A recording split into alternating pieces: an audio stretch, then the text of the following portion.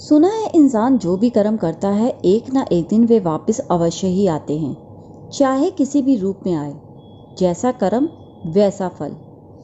आज की हमारी कहानी भी कुछ ऐसे कर्मों की ओर इशारा करती है जो हमें ये बताती है कि जो निस्वार्थ कर्म करते हैं वे ब्याज सहित हमें अवश्य ही वापस मिलते हैं। चलिए जानते हैं कि इस कहानी में ऐसा कौन सा कर्म है जो वापस आया। Welcome back to my channel Tuition here.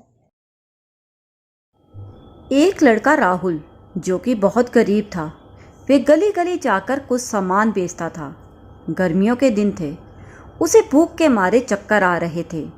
धूप तेज होने के कारण उसे तेज प्यास भी लगी थी।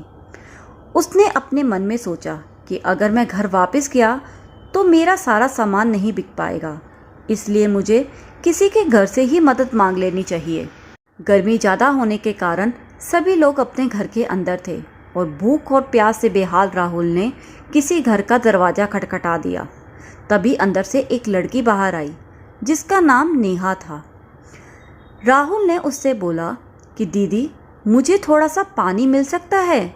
मुझे बहुत तेज़ प्यास लगी है। वह शर्म के मारे खाना ना मांग सका। लड़की घर के अंदर पानी लेने चली गई और अंदर जाकर उसने सोचा कि लड़का बहुत गरीब है, हो सकता है इसे भूख भी लगी हो। वे उसके लिए खाने के लिए कुछ ढूंढने लगी, लेकिन ढूंढते ढूंढते उसकी नज़र फ्रिज में पड़े दूध पर पड़ी। उसने उसके लिए दूध का गिलास भरा और लड़के को पिला दिया, क्योंकि उसकी माँ ने उसे हमेशा यही सिखाया था कि ज़रूरत के समय दूसरों की मदद करनी चाहिए। अब दूध पीकर राहुल की प्यास भी बुझ गई और भूख में भी थोड़ी सी राहत मिल गई। तभी राहुल ने नेहा से बोला कि मैं आपका एहसान कैसे उतारूं? नेहा ने कहा, एहसान कैसा? हो सके तो तुम भी कभी किसी की मदद कर देना। ये बात उसके दिमाग में घर कर गई। वे लड़का वहाँ से चला गया और जाते जाते रास्ते में यही सोचता रहा कि दुनिया में अच्छे लोगों की कोई कमी नहीं है। अगर ढूंढा जाए तो ऐसे लोग हर जगह मौजूद हैं। अब सकारात्मक सोच और अच्छी बातें उसके दिल और दिमाग में चल रही थी। राहुल ने अपने जीवन में बहुत संघर्ष किया और कुछ लोगों की मदद से पढ़ लिख कर डॉक्टर बन गया। अब वे डॉक्टर बन गरीब लोगों की मदद करने लगा। धीरे धीरे उसका नाम शहर के नामी डॉक्टरों में आ गया। शहर से बाहर भी कई मरीज उससे अपना इलाज करवाने आते। एक दिन अचानक से नेहा की तबीयत खराब हो गई और उसे पास के हॉस्पिटल में ले जाया गया, लेकिन वहाँ के डॉक्टर ने उसे किसी और हॉस्पिटल जाने की सलाह दी, क्योंकि उनके हिसाब से नेहा का इलाज सिर्फ एक ही डॉक्टर कर सकता था।